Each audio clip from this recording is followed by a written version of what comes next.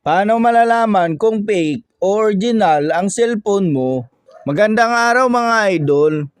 Bago ka bumili ng second hand o murang cellphone, siguraduhin mo ng tunay ang iyong bibilhin. Marami na ngayon ang naglipa ng peke o clone na cellphone na halos kapareho na ng original phone, pero may paraan pa rin dyan mga idol para matukoy kung ito nga ba ay peke o original. Dalawang steps lang ang gagawin nyo mga idol. Una, pumunta sa settings ng iyong cellphone. I-click ang about phone. At piliin itong detailed info and specs.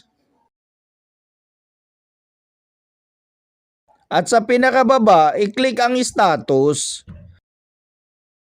Dito sa device details, makikita nyo na itong dalawang IMEI. Tandaan nyo lang ang numero dito mga idol, o kaya maaari nyo munang isulat para sigurado. I-back lang muna natin ito at i-open ang phone o dial pad ng iyong cellphone.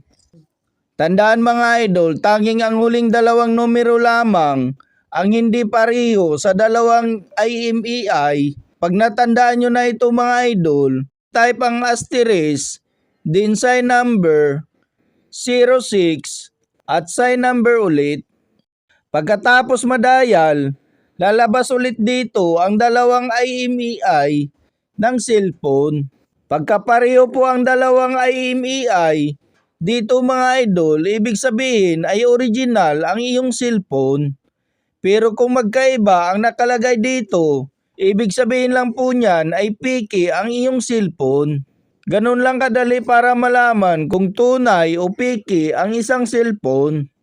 Kung gusto nyo ng mga tips and updates na kagaya nito, subscribe for more. Thank you for watching.